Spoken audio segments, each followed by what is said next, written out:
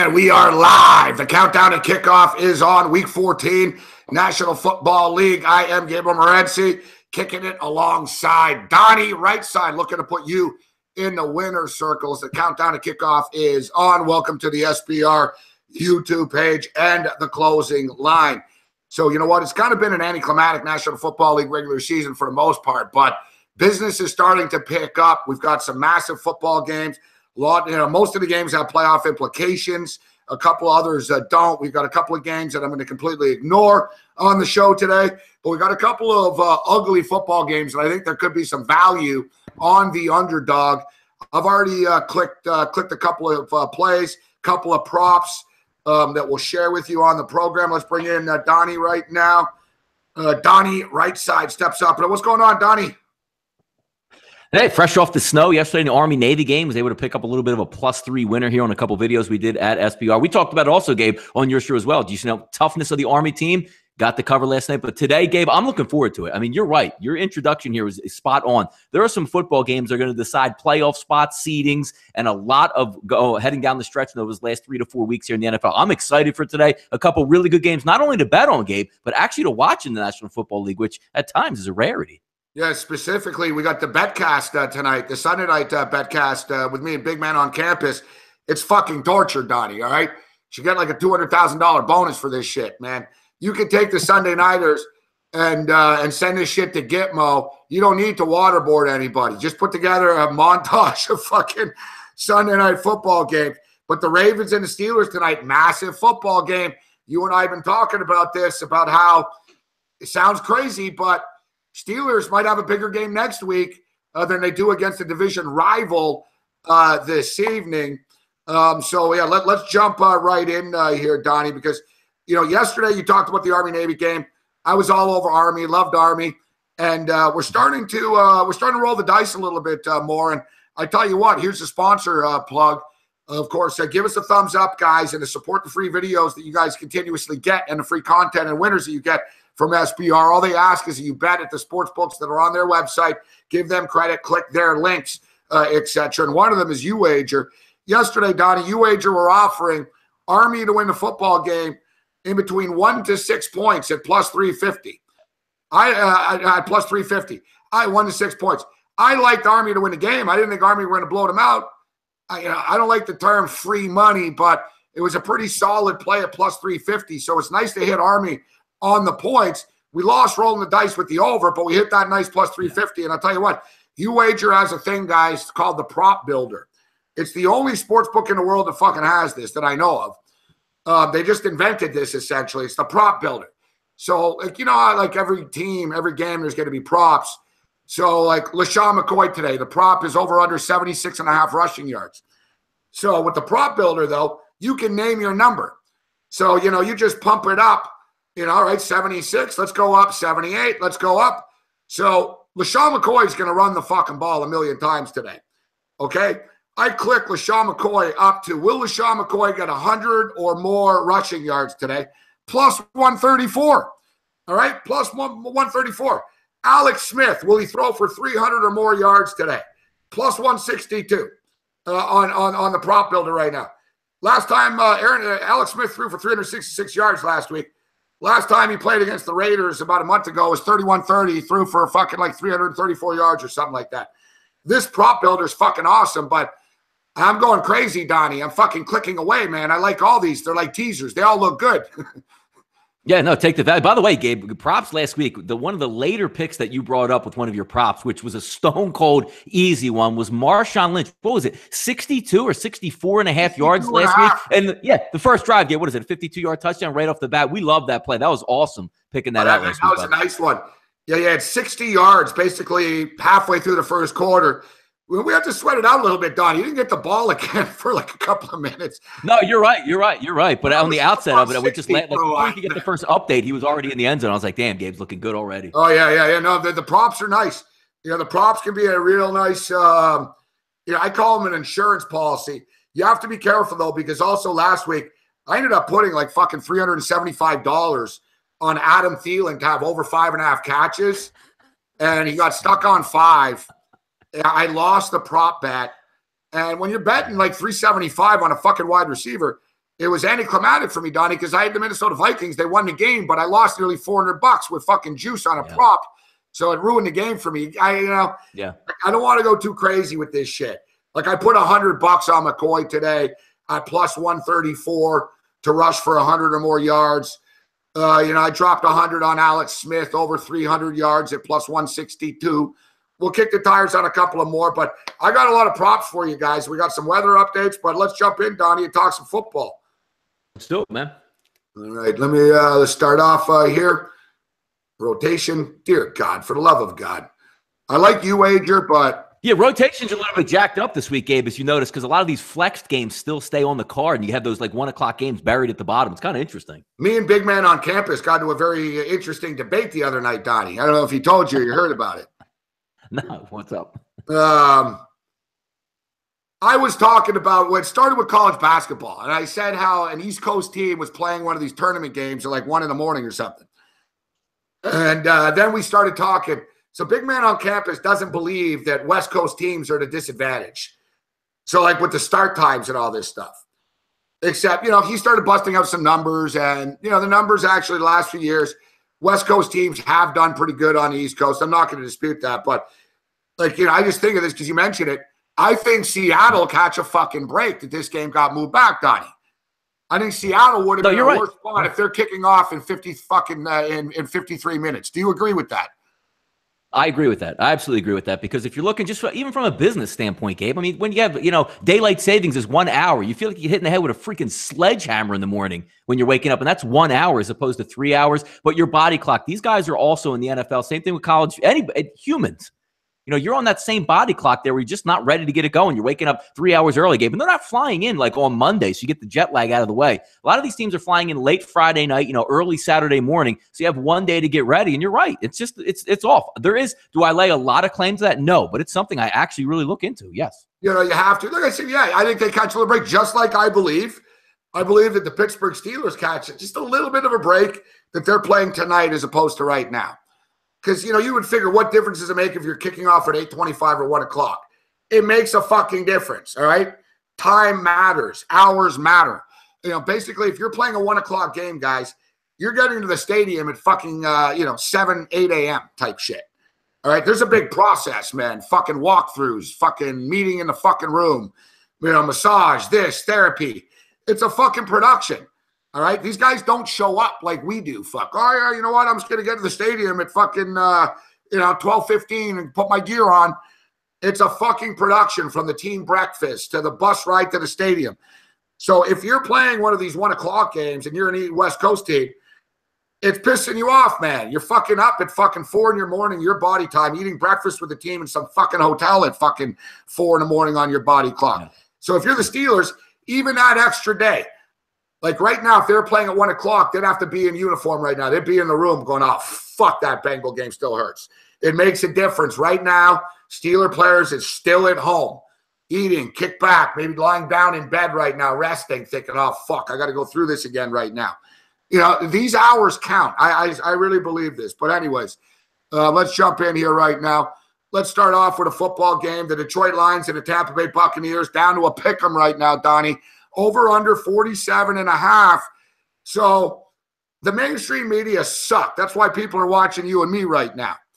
But I'm assuming that Matt Stafford's got to be in fucking trouble here if this number keeps plummeting here. Gabe, I mean, look at the way this came out this week. I made a joke about it. There's 2 games this week: Indianapolis and Buffalo, and Detroit and Tampa Bay.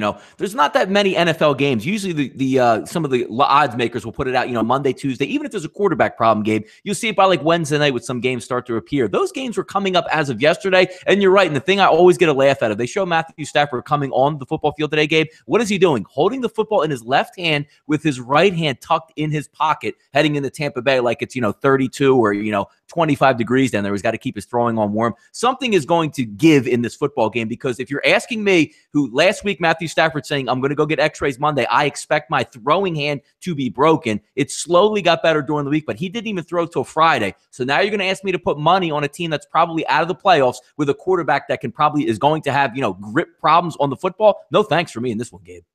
I know, I sort of get the feeling he's playing everybody. I'm not betting this game either because there's a lot of stuff that I like today, so I don't want to be forcing stuff. But yeah, I sort of get the feeling he's playing everybody here. I was really kicking the tires on this, with behind the scenes with the Detroit stuff, and supposedly Friday in practice he was zinging it. Like they don't want people to know. They said no, he practiced, but supposedly it wasn't a problem. That he went deep a few times, no issues. One of the receivers fucking sort of muttered after, yeah, he good, don't worry. It's just his fingers are taped, so it's awkward for him to throw the football. You're right, it's tough to trust, but do you trust the Tampa Bay Buccaneers here? I don't. No, Tampa's done as well. I mean, Tampa's out the door. And even last week, Jameis Winston banged up his ankle in that football game. And now you're getting, Gabe, our favorite time of the year. Let's play the, friction behind the scenes with Dirk Cutter and his quarterback, Jameis Winston. That always plays well when you have a football game as well, also. Dirk Cutter's a fucking clown, man. All right? The guy should be an offensive coordinator in the Mountain West, let alone an NFL fucking head coach. All right, settle down, guys. We go in order of the games, all right? We can't start jumping around, fuck. I mean, it's your first time watching the show? It's hostile out there, Gabe. They want to get right to Jacksonville all of a sudden. We got time. We got time, folks. What about that? We're going in the fucking order of the fucking rotation. Right? Of the sports book here. Chicago Bears. We're going on the yeah, there you go. Go ahead. Sorry. What was that, Donnie? No, I was just going to say, we hit the hottest game of the day, Detroit, Tampa Bay. What are you guys complaining about out there? For fuck's sakes, we deal with the slate, guys, all right?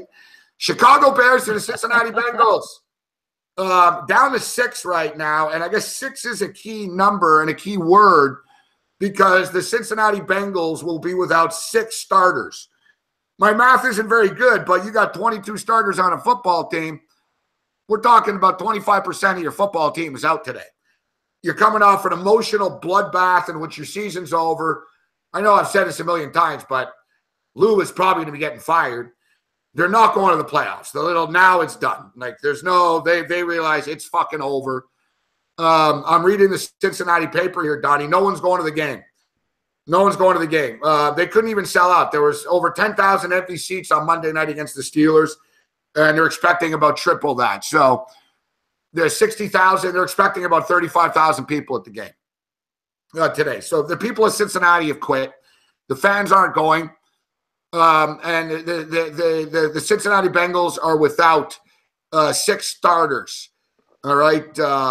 It's a fucking bloodbath. And you go down the list, and you got some good players that are out for them as too. Like Pac-Man Jones is out, Vontaze Burfict is out, Georgia Iloka is suspended. Linebacker Nick Vigil, safety Sean Williams, and running back Joe Mixon. And they're laying 6 fucking points. Give me the Chicago motherfucking Bears, Donnie. This is an ugly game. It's an ugly game. Give me the Bears plus the points. I can see your point of view on that because you're right. Both teams are out of it, and then you're getting the John Fox rumors up here where he knows where his fate is. He's going to be fired at the end of the season, which maybe that makes him play a little bit looser. But the one thing that really gives me pause, Gabe, is I know there's so many guys out for the Cincinnati Bengals at this point. But I look at the Chicago Bears offense. Where's it coming from the win? I mean, you played last week at home versus the 49ers, and the only way you really scored was on a punt return. I mean, 62 yards on the ground and 85 yards in the air versus the 49ers, who have one of the worst defenses and overall teams. Obviously, Jimmy Garoppolo comes back on offense, but their defense is terrible and devoid of playmakers. Then you look the weeks before that, at Philadelphia, 31-3, 6 yards rushing, 134 yards on the ground. I'm just leery, Gabe, because if you're going to have to cover the spread from a, Bears perspective, you would think they're going to have to get at least 17 to 21 points in this game. I don't know where it's coming from, Gabe. And I should know, too. Ritz is right in the chat. My bad. He got suspended, but they rescinded it to a fucking fine. My bad. Not that it really matters, actually, though. I don't think. Not the greatest player. I hear where you're going with that. I hear where you're going at. They're the Bears. That's why they're still getting points, right? Yeah. That's why they're still getting points. This, for me, is more of a play against Cincinnati than it is a play on the Bears. I can't sit here and make a legitimate argument for the Bears in any sense at all. I can't do it. But I can make a legitimate, strong fucking case against the Bengals. The Bengals aren't often favorites either. Look, last time they laid points at home, they won by 1 point against the Colts, barely. They barely came back and won the game. I can live with the under 40.5 in this football game as well, even though we've got 5 defensive starters out, 4 or 5 defensive starters out for the Bengals. I still don't see the Bears going crazy here. And oh yeah, Kyle Long is out for the Bears, which affects their ground attack, major league as well. Like that's a problem for them. That's going to hurt their rushing attack here. It's an ugly football game, but I don't think the Bengals should be 6-point favorites. I can live with that under too. And I tell you what, there you go. A 7-point teaser with the Bears under Bears plus 13 under 47.5 looks pretty sweet, which leads me into the Buffalo Bills and the Indianapolis Colts. Donnie, what's your take? Yeah, interesting one here with the Bills, and you're probably to better tell me there. I saw, was it lake effect snow coming in? We got some snow. We got some wind conditions there in Buffalo. Is that true? Yeah, there's weather effect in 4 places, and I should say 3 specifically, and Buffalo is the biggest one. Winds of 20 miles an hour, gusty, wet snow, rain. It's been a snowstorm blizzard for the last 4 days in the Buffalo area. Things are so bad they needed to offer free tickets to people to shovel the snow out of the stadium. It's like that much snow type of deal. And in a similar situation to the Cincinnati Bengals, tickets for this Buffalo Bill game are going for $6 on StubHub. Right? It's not going to be the regular, nut job. There'll be the nut jobs there, but there's not going to be as many people at the game today because a lot of people come from Canada. Like 30,000 people come from Ontario for the Bills game. And nobody wants to go. People are giving tickets away for this game. But I love the Bills in this spot. They're in a great bounce-back spot after last weekend. I saw the guys over at the Greek said that if Tyrod Taylor would have played, it would have been -8. So basically, you're getting -3 now with Nate Peterman against an Indianapolis Colt team that can't stop the run in a fucking blizzard, fucking snowstorm. LaShawn McCoy is going to get the ball 23 times today, Donnie. Bills are going to win this football game. Nate Peterman gets his first win in the NFL. Yeah, no, I mean, just going down the list, when you look at the Indianapolis Colts, one thing that you do like to take a look at, Gabe, is how they played over the past couple weeks. Have they been staying close relatively? Yes, until last week. But you got to have some attrition coming in. You playing Pittsburgh Steelers 3 weeks ago, Tennessee, and then last week you get bludgeoned in Jacksonville, which they were already out of it as it was. But when you go down on the road and you take a loss like that, now you're going to go on the road again. You are a dome team. Let's keep in mind. Now you're going to head out to Buffalo. And keep in mind, folks, most of the things that you're going to watch from the Buffalo Bills today, you're going to say, man, Peterman was awful. We threw 5 interceptions. Correct. In that game, I was on the Chargers. But he gets that start out of the way. The weight is off the world. They're probably not going to the playoffs right now, but they're still hanging around. You have an outside shot if you're the Buffalo Bills. The key ingredient in this game, Gabe, you already brought it up. Can we just get Shady 25 to 30 touches to take all that responsibility off of Nathan Peterman? They should win this football game by 7 points. They have the better defense. They have the better running back. They're home in this situation, outdoors with the dome team. And again, the last couple weeks, Jacoby Brissett has taken a beating. So how checked in is he in this football game? The IR train has already started again for the Indianapolis Colts. Guys checking out for the season, banged up offensive line. Just give me Shady 25 times in this game, Gabe. You'll get a 7-point victory from the Buffalo Bills. Yeah, and Nate Peterman, I like the fact that Nate Peterman, the Johnny public doesn't see the Bills much. And, Nate Peterman will be the butt of jokes for a couple of years. Oh, the guy that threw 5 picks. Whatever. The first fucking pass he threw, Donnie, was right off fucking DeMarco's fucking face. The guy could have caught the ball. He didn't. It popped up in the air. Interception. There was another tipped up ball. There was interception. 3 of the picks were on him, but it doesn't mean the kid's going to suck for the rest of his life. Nate Peterman has been on the field 2 times in the NFL. Starting against fucking Ingram and Bosa in a horrible spot that anybody fucking knew that it was a stupid thing to do. And coming in last week after Taylor got hurt against the New England Patriots. So Nate Peterman's experience in the NFL has been against the Chargers on the road, who are killing them, and against the New England Patriots last week. Yeah. This is a big step down. I even said at the time when they benched Taylor, if you want to play Peterman, wait till the fucking Colts game. Wait till the Colts game. It's a big step down. He's not going to be asked to throw the ball a million times. We're playing in a snowstorm. It's shitty weather. LaShawn McCoy, and Donnie, LaShawn's been a good teammate in Buffalo. He hasn't pitched because LaShawn's about LaShawn. And LaShawn is bringing up the fact, I think he's like 82 yards short of 10,000 yards or so. Yep. And LaShawn brings up the fact that everyone over 10,000 yards is in the Hall of Fame except for guys that are already still playing. Adrian Peterson and Frank Gore. And he brought up the fact that any running back that has rushed for 12,000 or more yards is in the Hall of Fame. He's going to be over 10,000 now.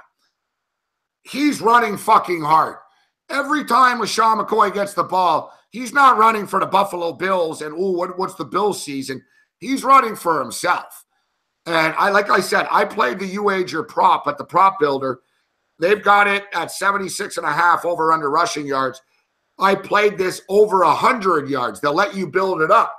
I played it over 100 yards at plus 134. I think LaShawn McCoy just runs the ball down the Colts' throat.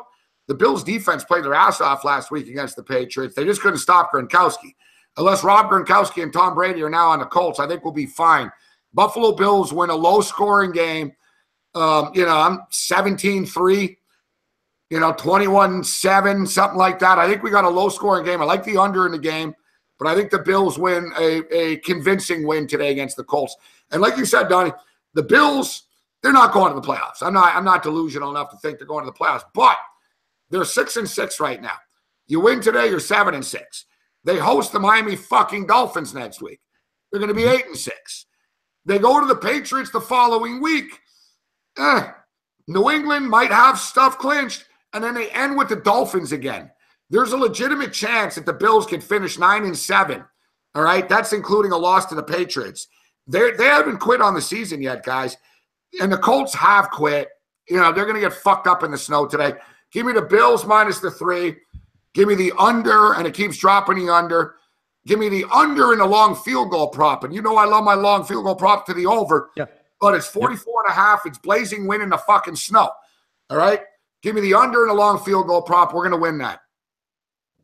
Yeah, no, I like it. I mean, you want to rely on Charles Clay getting Tolbert back in this football game. There's some angles in here. And Gabe, the one thing that you want to bring up is now you have the haves and the have-nots at this time in the NFL football season. There's a lot of turmoil in Indianapolis. They're going to have a complete probably coaching change at the end of the season. What's one thing as an owner that you're looking forward to? It's a wasted season. Do you want to see some young kids play? Yes, you do. But you actually don't want to win football games now because you want the higher draft pick. Buffalo's not in that position yet. They're stocked up with draft picks, but they're still trying to find out what they have. Peterman comes in, you're 6-6, you're right. Still an outside shot at the playoffs. You still can come to work, Gabe, in Buffalo and say, you know what? If we rip this win off, if we beat the Dolphins, you never know what happens, is much better than Indianapolis saying, God damn it, when is the last game of the season so we can get out of here, Yeah, Indianapolis could have real fun around midway through the third quarter when their fucking socks are soaking wet.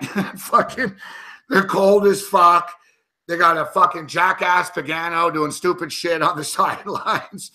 Brissett's been running for his life for weeks. They're out of gas. I used to be the Colts' biggest, Brissett's biggest fan club guy. Hey, man, they can cover here. This is a bad fucking spot for the Colts and a good spot for the Buffalo Bills. Total was 40.5, down to 38 right now, guys. Down to 38. And 38's a key number. So if you like the under, better click it because if it gets 37.5, that's a little bit different. All right, Donnie. So this one's in the rotation, but it's actually a later game. The Jacksonville Jaguars and the Seattle Seahawks. You just saw the Seahawks play firsthand against your Philadelphia Eagles. What's your take on this one? Jags are 2.5-point favorites, over under 41. Great football game here. I mean, it's a great one. Both teams 8-4 coming in. You hear this stuff coming in each week. You're seeing Ramsey getting interviewed saying, hey, Seattle's coming to town. He doesn't want anything to do with it. The funny thing is with Jacksonville, Gabe, it's very rare that you have a great home field environment. It's very rare Jacksonville is actually playing meaningful football games. They move this game back to 425. There's going to be an actual home field advantage here for the Jacksonville Jaguars. Psyched up in that city. You're still dead heat there with the Tennessee Titans, so you're going to need this win. And what better way to use that measuring stick to try to propel yourself into the playoffs than beating the Seattle Seahawks? The one thing that really hurts in this game, Rams is going to give it a go, whether or not he has an ankle or hamstring, depending on who you're talking to. He's going to go in this football game. But the one injury, Gabe, that really hurts this football team for the Jacksonville Jaguars, their front four is going to come after Russell Wilson. But Telvin Smith on the back end playing linebacker, he's that guy that can eye up Russell Wilson one-on-one and take him down. He's going to be out this week with a concussion that's going to hurt him. Still have Posluszny and Mack back there who's probably going to take over that spying duties on Russell Wilson. But you have an athletic, freakish front four coming after Seattle. But time and time again, Gabe, how many times have we said that where it doesn't even matter what your offensive line is for the Jacksonville Jaguars, for the Philadelphia Eagles, for the Houston Texans, whoever goes against Seattle there. They're going to obliterate that offensive line, but it doesn't matter with Russell Wilson. He makes makes miracles happen, it's going to be a little bit tougher because they do struggle on the road. They're coming West Coast to East Coast, tough game. And Gabe, let's not forget, when we like to take a look ahead games, guess who's out there on the horizon? That's going to be the Rams. That's going to be a tilt that's going to decide the NFC West. I just think Jackson might have a little bit more in the tank and a little bit more of the ability to win this football game today. Very even teams. They both come in with 8-4 records. The Jacksonville Jaguars score 24.9 points per game. The Seattle Seahawks score 24.2 points per game. Seattle give up 18.5. Jacksonville give up 14.8. Don't you get the feeling, Donnie, Jacksonville is sort of what Seattle used to be without Russell Wilson, but that's what they were intended to be when Gus Bradley took over. He was with Seattle. The Jags were built as the Seattle Seahawks, but Marone was the one who's put them over the top, with Fournette coming in sort of being that Marshawn Lynch type. I find it interesting here. So Jacksonville have the best defense in the NFL, points allowed. They're only giving up 14 points per game. Total defense, 282 yards a game. They lead the NFL in sacks. Now, you guys got pressure last week, but you couldn't catch him. The question is, will Jacksonville be able to put him on his ass? And I think they will be. I like what Ramsey said. Jalen Ramsey talking about the Jags' lack of recognition. We were sorry last year, but not this year. We ain't talking about last year anymore. You all have to stop doing that. This is a new year. It's a new league and everything. There are new big dogs around the NFL. Stop hyping people up. Well, it's time for the Jags to put your money where your fucking mouth is, because they're sick of hearing about Russell Wilson and Seattle coming in here. So this is a massive game for the Jaguars. I think they're up to the test, Donnie. I think Seattle, sort of like you said, looking ahead to this Ram game next week, thinking that's the bigger one. It's a tough spot. Russell Wilson's fucking Michael Jordan. I call him out all the time. The guy is legendary. He's fucking epic. But I think the Jags win this football game. No, I'm leaning that way right now. I know it's a 4 o'clock game. A lot of things that you can still, take into effect and what you want. Yannick Ngakoue on the other side of the defense with Fowler. They're going to be able to get after Russell Wilson. And again, you're coming in. Seattle knows they can't run the football. Seattle averages, 40 or 50 yards on the ground to be a miracle outside of what Russell Wilson does scrambling-wise. You're going to be able to key in, and they have the athletes. I just wish Telvin Smith was in there for that complete package. Then you would be able to surround Russell Wilson, who, again, it's funny. When I watch the Seattle offense, Gabe, it's not an NFL offense. It's literally what you would see in your backyard. Snap the football. I know all my 5 offensive linemen are going to get beat down by the defensive line. Let me roll out of the pocket. Guys, play that scramble drill with me, and let's see if we can move the football. It's going to be a lot tougher because Russell is built to play at home on that turf in Seattle. Now you're coming out on the grass, and the best part of this, if you're looking to back the Jacksonville Jaguars, if we know Seattle in the 12th man, you get a jump of a fraction of a second every single snap when you're on defense, when you play in Seattle as the home team. Now you're on the road. You no longer have that. And as we've seen last week with the Philadelphia Eagles, they have a very good offense, but now you're limited there when you try to make audibles. You go on the road, the home team can make every audible they want, get themselves in the right situation, and aren't jumped down by the clock going 3, 2, 1. Oh my God, we have to snap it, and Frank Clark's already in your backfield. That's a role reversal today. I like Jacksonville here. Yeah, as we stated, it was a bad spot for the Eagles last week. And that's it. It doesn't mean Seattle's going to roll everyone on a weekly basis. What happened? They went into Tennessee and they lost when they came up here to the AFC South. But the Jacksonville Jaguars, they rotate like 7 guys on the D-line. So everyone's always fresh.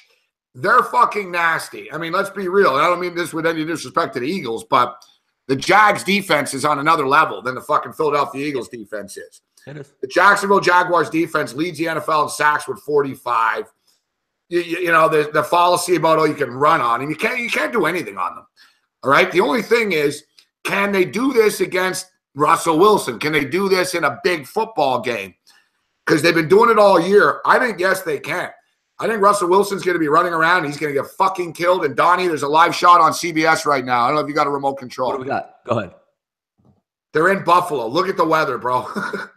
Let me see. Let me change it right up here. Let's go. CBS live shot. It just changed on me, damn it. Now I'm getting Zimmer. I'm getting Zimmer in some sunlight here, Gabe. Damn it. I missed it. It's dark. It looks like it's nighttime. Oh, shit. I'm clicking right now. Under. We got to get this in because Johnny Public's going to bet on this. Fuck. Gabe, soon as they see that picture there, they're going under. You know how the public works in that. Oh, my God. America right now is running.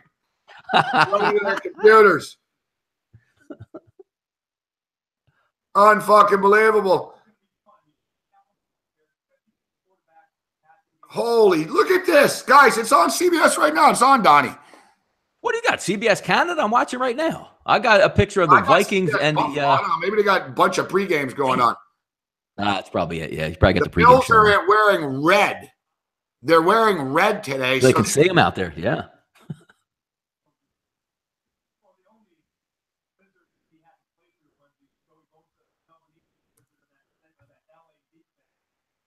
Holy fuck. Yeah, come on, guys. Who else is saying this? Only Toronto, Gabe. Only Toronto. Oh, yeah, of course, Donnie. Just dropped 37.5. Yeah, I got 37.5 at sportsbook.com. What else we got there? 38, over 38, 105 now at Chris, 38 even at Pinnacle. So I'm gonna keep an eye on that, see where that goes. But as soon as that needs to get hit national. They need a national hit out of there, Gabe, so we can really lower that. Well, this is why people are watching the show. I mean, I'm letting them know. Yeah. Well, I already told you the weather was shit, but oh my God, like, come on. Someone in the chat's got to be watching this. Yeah, there is no CBS Canada. Shawno, you're watching this shit. I got it on CBS. He says it's insane. He's watching. Yeah. Yeah, I got it on CBS Buffalo. Look at this shit. Everyone sees it. You can't see the field, Donnie. Like, no, really. Like, you know when they said it's snow, bro? They just showed Spiro Ditas in the booth, and behind him, it's a white wall. Like he said, we can't see the field. Like he basically admitted. But Gabe, there was one famous snow game where there was about a foot of snow on the field, and somebody was like Jesus Christ out there parting the sea, and he's playing today in Buffalo. One Shady McCoy. Good call. Did he light it up in that game against the Lions? He lit it up in that football game. It was amazing. Like nobody could move, but Shady was running a 4.40 out there. McCoy's probably like he's putting his cleats up with a smile. Damn right he is. Like, I'm about to get 11,000 today. Forget 10,000. That's fucking awesome. Yeah, that's right. I remember that. And you know what's funny, Di? I swear to God, that game, and depending on when you bet it, it's the same type of snow. So let me compare. It's the same thing. That game, wasn't it like 3-3 at the half or 0-0 at the half? And no, Detroit got out early. 46 fucking points in the second. Yeah, Detroit got up like double digits early, and you thought the game was over because, Gabe, they couldn't even like snap the football. It's hilarious. No, you couldn't kick an extra point, and that's back on the old extra point.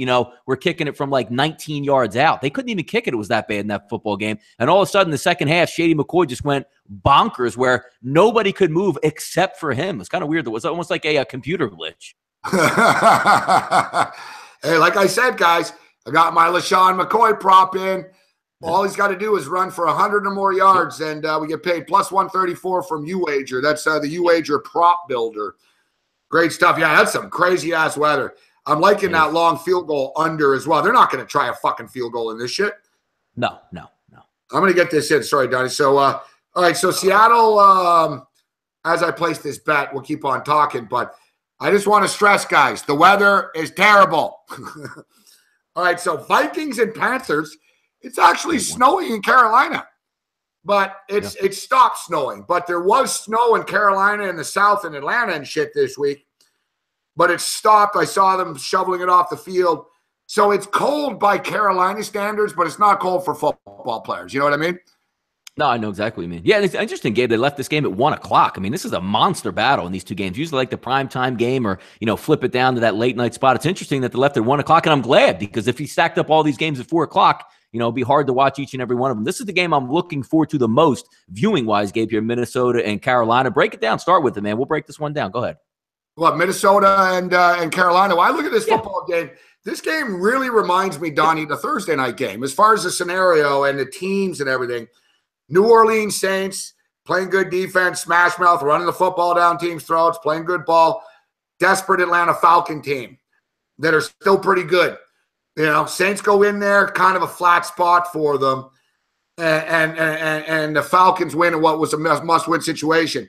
Carolina is better than people realize. They're an 8-win football team coming off a disappointing loss last week, and we've seen, it's heckle and jive with Cam Newton. I get that, but I think it's going to be the good Cam Newton today in a desperate setting against the Minnesota Viking team. And listen, I take the Vikings every fucking week, guys. All right, and I tell you, Zimmer's a genius. He's now 31-8 against the point spread, 31-8 ATS against non-division opponents. And yes, Carolina's a non-division opponent, but I got a fired-up, hungry Carolina Panther team that plays up and down to the level of their competition. So I'm not overwhelmed that they're playing a good team. Cam Newton has a weird way of playing better against better teams, and against the Minnesota Viking team, Donnie, playing their third motherfucking road game in a row, bro. This is the last 5 games, 4 of the last 5 games on the road. Catches up to the Vikings today. They're not going 14-2. Carolina beats them. That's my take. What's yours? I like your take on that, Gabe. I don't have – this is one of the harder games I had to break down this week. But you're right. If you're going to lean on that situation where – you know me, Gabe. I'm not a monster trend guy if you're dating back, 15 to 20 years and stuff. But 3 straight road games, especially in the environment where you're flying down to Atlanta, then you're coming back home, then you're flying right back down. You're not getting cream puffs. You're not playing in Tampa Bay where, it's going to be, 75 degrees and you get used to it. You had a tough game in the Dome last week that you squeaked out. Now you're going right back down to another desperate team, third work week, so to speak, on the road for the Minnesota Vikings. But the one thing I'm having a problem with, Gabe, trying to translate and take the Carolina Panthers here. I love their defense. I like the way they operate under Cam Newton when they're in a flow. I know Greg Olsen's going to come back for this game. How effective is he going to be in this one? Ryan Cleo's coming back at center. That's certainly going to bolster them. But when looking where the points are going to come from, Minnesota and that defense is going to travel. They're going to be up for this football game. I don't know where Minnesota is going to be able to I don't know where the Carolina Panthers is going to be able to expose Minnesota on defense in the situation. When I look on the opposite end, defensive end is out for Carolina, Charles Johnson, that's going to be one. Shaq Thompson's going to be out, one of the more athletic linebackers in the NFL. I mean, still with Kickon and Davis, you're going to have a good linebacking crew, but that guy out's going to hurt them. They're a little bit suspect on the back end, as we know. Adam Thielen and Stephon Diggs are a really good threat on both sides. They can run the football. Do I think Carolina can win this football game? Absolutely, I do. But for me to put money on it, I need a decided advantage. This is going to be a close game, more of a coin flip to me. I'll pass on that one. It's a tough game. I agree. And listen, I think I do think Carolina's the side. But I have a hard time getting to the window or putting my finger here. I just clicked another bet on the under. I'm getting crazy here on this Bills under. I'm having a hard time fully trust. I don't want to bet against Minnesota, but I do think that it's a trap for Minnesota. Like I do. It's hard. No one's getting rich betting against fucking Mike Zimmer in this spot, but it's hard to go on a National Football League highway and win for consecutive weeks on the road and 4 of the last 5 times on the road. We're talking about NFC teams there, Gabe, and every one of them has to win. Like, you have to get up for every single one of these football games all on the road. You're right, man. It is tough. It's a good point that you raised. Somebody brought that up to me the other night, actually. We were talking about this scenario in which the Vikings, too, haven't been playing cream puffs. They've all been emotional games, right? Yes. What was the Rams game? Who else was it? The Rams, the Thanksgiving. Thanksgiving, Detroit. And then it was you and I. You brought it up. Yep. Well, it was the Thanksgiving Day game, the Rams, and what was the other tense one they played? Atlanta, down in the Dome. Yeah, a close, tense game all game. Fuck. Yep. Tough game, though. Yeah. No, that's what I'm saying. Like, I'm an Eagles fan. This is a huge implication for the Eagles, and if they want to get that bye, I'm rooting for Carolina in this football game by far. I just can't say, let me just lay money on Carolina because I want to root for them there. This game literally is cut right down. If the game ends up 17-14, Carolina wins, or 14, or the opposite way, I won't be surprised either way. The one thing I don't think is going to happen, Gabe, is one team's going to run away from the other one, which then would lead you to believe, so, why don't you take the points with the home dog here who has to win? It's going to be a good one, man. It really is. How about we talk about the T word for the first time today then in a teaser? Because, looking at Carolina Panthers, taking Panthers at plus 9.5 is pretty attractive because I agree with you. Whatever fucking happens in this game, it's going to be close. Neither team's blowing each other out here. No. I mean, these are 2 smash-mouth tough teams. I'm leaning with the under 40.5 a little bit. I'm wondering where the points come from on both sides here, Donnie. No, you're right. You got both defense. I wish Charles Johnson was playing. I wish Shaq Thompson was playing. This would be a stone-cold under where, the first team to blink would win this football game. I think you get good Cam today because I think he's going to be at home. I think he knows the challenge ahead versus the Vikings. I'm looking forward to it, but again, I don't have a clear decided advantage. But if I'm leaning, I don't see, does this game have any idea of oh man, they're going to shoot it out against each other? No, this is a playoff atmosphere. You got a good crisp temperature down there. I look for this game to be played somewhere in that mid-30s. Should be a good one. Yeah, you know what? Let's play a 7-point teaser. 7-point teaser. Clicking right now. I'm taking the Carolina Panthers plus 9.5, under 47.5. Yeah. How can I lose? Can't lose, Donnie. Can't lose. Clear eyes, man. Can't lose. Teaser. Come on. It's a teaser. Can't lose. Looks great. I'm fired up. We got some good football today. So that's the game you're looking forward to watching. I love it. Yep. You know the one I'm looking forward to? I'm a Bills fan, but I'm looking forward to watching your team play today against the Rams. That's the game I'm looking forward to. We'll get to that. So let's lead into this one. We got fucking line movement. I don't know, Donnie. I guess I'm stupid and the rest of the world's just all so smart. They must know something about the Cleveland Browns down to 2.5 right now. Gabe, we say it every week. If you look at this football game right now, you're supposed to take the Cleveland Browns in this scenario. Did they squeak out the cover last week? Yes, they did. But that doesn't mean this is completely different. We're not looking at Gabe to hang around 2 touchdowns or 17 points or 11.5 or 10.5. This line specifically tells you right now, Gabe, Cleveland has to cover. And if they do cover, they're going to have to win this ball game most likely, which is an interesting perspective to put in. You saw the front office moving around. Hugh Jackson's going to stay. Well, you know what? Hugh Jackson stays. He's a bad coach. You still have a bad quarterback. You still have a team that's banged up on defense and a bad defense. You're going against the Green Bay Packers, who, again, Gabe, we talked about last week. The reason you wanted to key in and take Tampa Bay is because now you get the reports this week. Jesus Christ, Gabe, did you see how well Aaron Rodgers threw this week on Friday? My God, if he comes back, there's no way we lose. They know that in Green Bay. Do I love the football game and take it? You should be taking Cleveland here with the value. I want no piece of Cleveland. So Donnie had one play on this football game. Give me the Green Bay Packers because you're asking a team that doesn't win football games, 1 in 27, 28, 29, whatever it is over the past couple of years. You're asking them to win this football game to get you money. I want no part of that. Yeah, you've got a football team that's 1 in 27 in the last 28 games straight up. And people are like legitimately have faith in this. One thing I'll tell you, Josh Gordon is in my Millionaire Maker lineup today, Donnie. Well, I didn't play the $20 one, the $3, the poor man's, but the 100,000 So, Josh Gordon came back, looked damn good last week, 85 yards in his first game back. This is one thing that's interesting about Josh Gordon. When Josh Gordon plays with the Cleveland Browns, Donnie, they're 17-17-2 against the spread. 500 against the spread with Josh Gordon in the lineup. When Josh Gordon doesn't play, they're 17-37-2 against the spread. Now, Josh Gordon came back last week, and they got a cover. Boom. So Josh Gordon covers. But they came back last week, and they were getting 13.5 fucking points. And they still lost by 9. So now this Cleveland shit, like you said, you essentially are saying the Cleveland Browns are going to beat the Green Bay Packers. The Cleveland Browns are going to beat Devontae Adams, Jordy Nelson, Jamal Williams, Aaron Jones, a healthy defense. I'm not in love with the Packers, obviously. Brett Hundley's been hit or miss on a weekly basis. For some reason, Hundley has played better on the road, though. But come on, man. You're getting the green. And like you said, Aaron Rodgers is back next week, guys. It's not a maybe. Aaron Rodgers is back next week. He's playing next week against the Carolina Panthers. Green Bay, like Donnie just said, Green Bay they know. This is going to be the mother of all speeches before the game. Guys, get this game. Get this game. This is the one. And, I'd rather have Brett Hundley than Deshaun Kaiser. I'll tell you that much. It's one of the rare instances we actually have a quarterback advantage. I don't see any case for the Cleveland Browns here whatsoever. No, I've been the same way, Gabe, for just about the entire season and last season.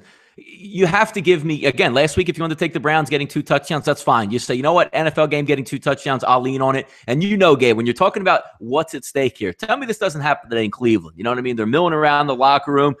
They say, all right, McCarthy, bring him in. And all of a sudden comes through those doors is Aaron Rodgers, and he stands right in the middle and says, you son of a bitches, get me this one game. I guarantee you we'll make a run to the Super Bowl. And everybody runs out on the field, and Green Bay Packers win easy, right? Yeah, exactly. They're 6-6. They're still in this. Let's just reiterate this, guys. Okay, the Cleveland Browns, they're 0-12.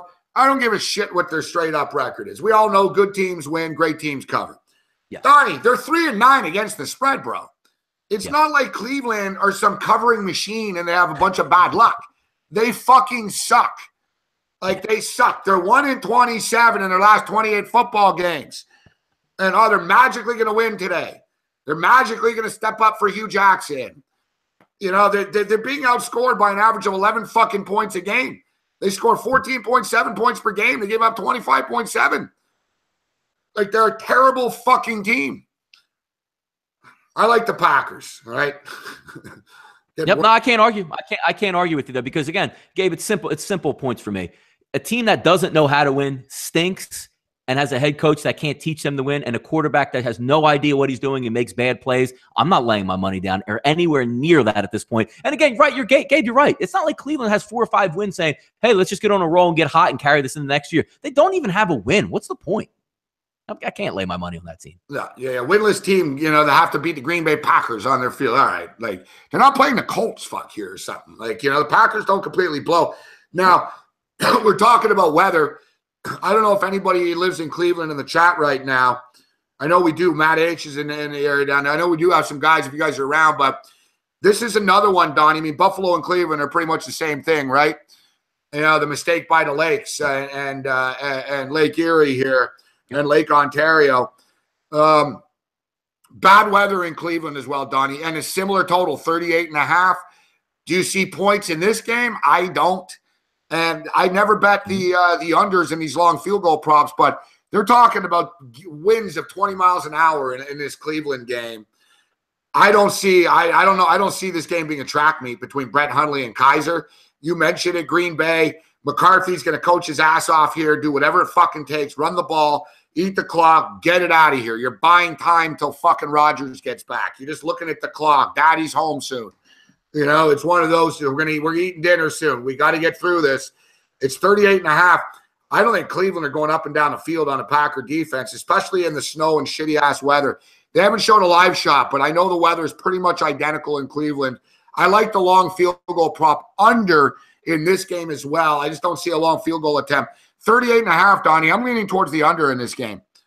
Yeah, Joe says, looks in the chat box, no snow, just cold and windy here in Cleveland. So we probably have some there. But you're right, Gabe. In the NFL, when you're looking at winds over 20 miles an hour, that affects play, and that means coaches themselves, Gabe, coach towards the wind. You'll see a lot where, you're not going for it on 4th and 1 at midfield. You're going to punt it and play some defense in that situation. And in college football, who cares about the kicker anyway? I mean, a 37-yarder in beautiful weather is a 50-50 proposition. In the NFL, you need to have good weather conditions to kick because it's so important just to get points. I would lean towards the under. Anytime you have a high volume of wind game, I'm always going to lean towards the under in that one as well.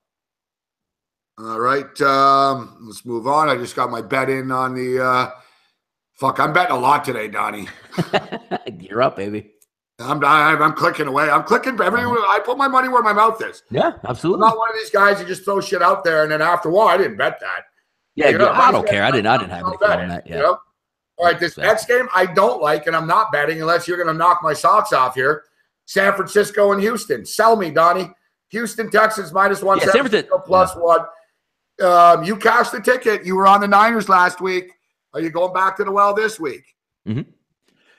See, I like San Francisco in certain spots. I said San Francisco was going to be a bet on team, heading down the stretch in the season, but not in my wildest dreams am I looking at San Francisco playing these games, on the road, laying or getting less than, a point, 2 points, or 3 points. I wanted San Francisco as a bad football team with Garoppolo getting 6.5, 7 points. You have that same scenario again here. I know there's some good vibes here. You beat a Chicago team that had no ability to move the football whatsoever, and the only way they scored was on a punt return. You're going to get tested a little bit different here. Do I like the quarterback situation that I'm looking for down with Savage in Houston? No, I don't. But you know what I do like is 2 wide receivers out there that can tear this cover off and open this football game open. And that's going to be Hopkins and the return of Fuller. You have both guys on both sides are going to put pressure on that defense because San Francisco doesn't really get after the quarterback all that well and doesn't have that much in the secondary. I'm kind of shocked where now Gabe maybe -1, -1.5 favored to the Houston Texans spot. I think that number is short. Again, they're going on the road, second straight week. Yeah, they had some good vibes beating the Chicago Bears 15-14, but I think you get a little bit different animal. The one thing that's tough when you're looking to lay a lot of money, if you're looking to get down on the Texans, is what do they really have to play for the rest of the year? A lot of their guys getting banged up on concussions, but the one scenario I look for, Gabe, is if you can just keep the quarterback Savage upright here. He has Lamar Miller. That's a plus advantage in this game, and you have 2 capable wide receivers that can stretch that defense. I know San Francisco is going to put up a fight, but again, Gabe, they're not getting 7 points, or they're getting 1. I lean towards the Texans in this spot. Donnie, I tell you, man, I came into the store not thinking I wanted to buy anything. Now I'm considering it. When you look at both of these offenses moving the football, Houston's going to get after it. You know what it is? Last week, and you called it, and Malinsky talked about this too.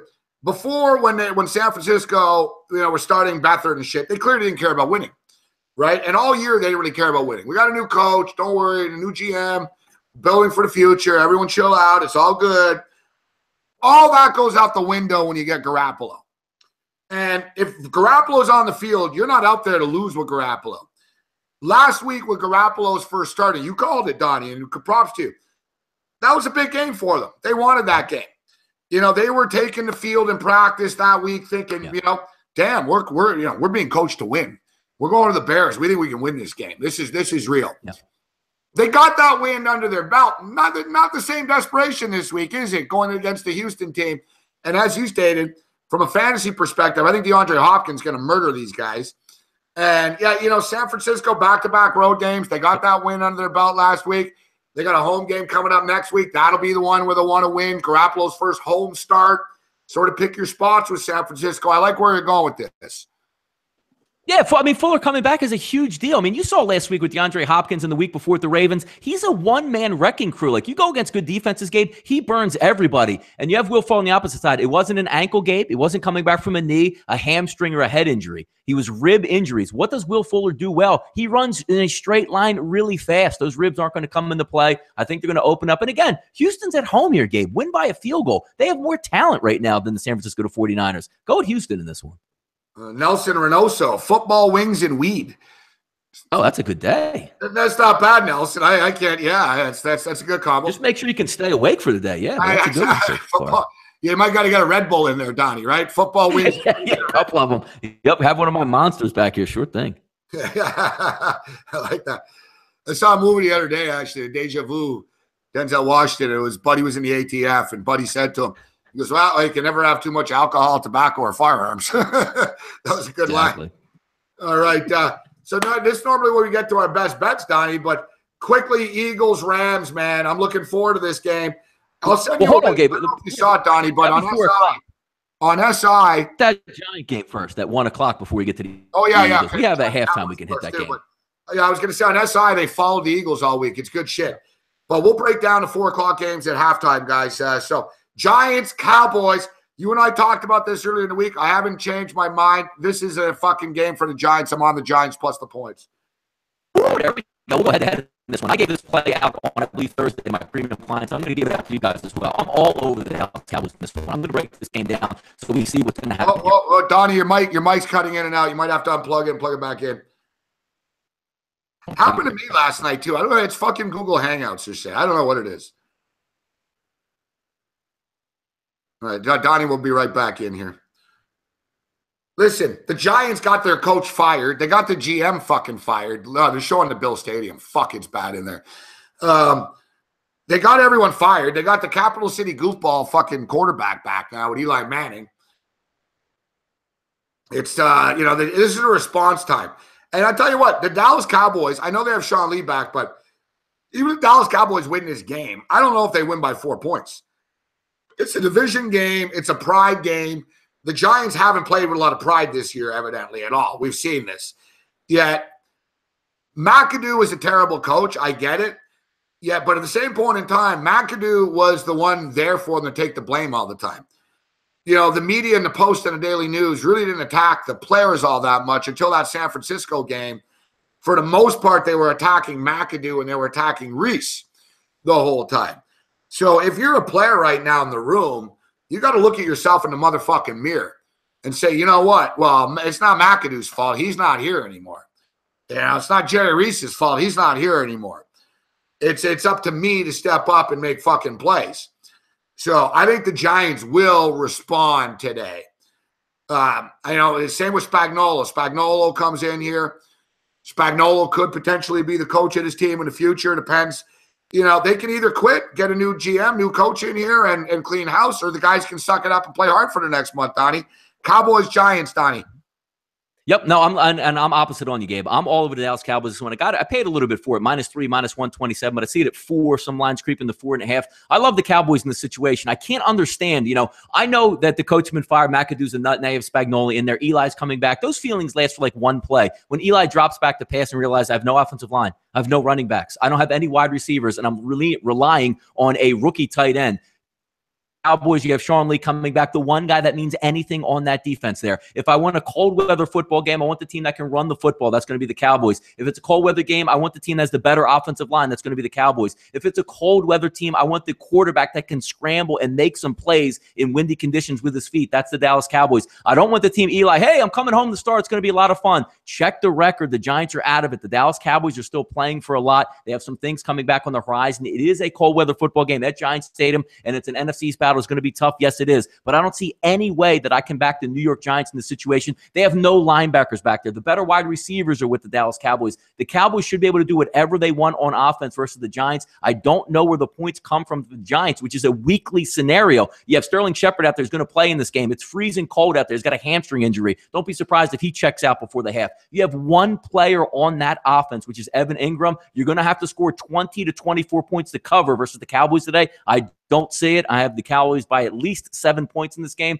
Gave it to my clients. That's going to be my best bet today for the closing line here, early game edition. Yeah, you really like it. This isn't just a pick. Yeah, for me, it's just sort of, I don't, I lead with the Giants, but yeah, you're all in on the pokes here. I just don't trust that. I just think overall, when you look at the game, like when you really get after this football game, what do you like? Because it is 4 right now. Love it at 3. Yeah, 4 right now. I said give it 4. Yep. Also, whatever the prevailing line at 4, I'll give the play at 4 because I have the Cowboys by 7.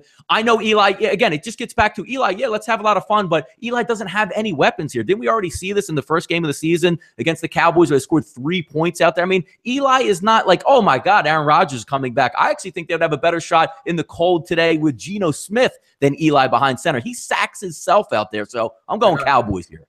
You know what's funny, actually, Donnie? I like the Giants in this game, and I don't like Eli Manning. And I said all week to anyone that would listen, I said basically that, if Eli Manning plays that game last week, I bet you they don't cover the number in Oakland. I was on Oakland. I was on the Giants last week, plus the 9, too. And I wouldn't have been on the Giants. No, it was the right move, yeah. But this, to me, it's just a different scenario. It's a pride game. It's a division game. The Giants don't like the Cowboys. So I throw the record out because they play with pride against the Pokes. They actually own the Dallas Cowboys as well over the years. I'm not impressed with that win last week. Alfred Morris hasn't done jack shit. All right. He had one good game last week against the Redskins. And, the Redskins are pretty much fucking quit on the season as well. What's the deal with Tyron Smith? So he didn't fucking practice, but is he playing?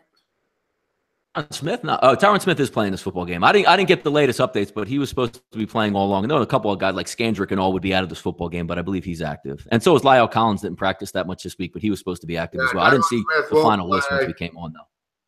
David Erding didn't practice. 5 others. Concussion.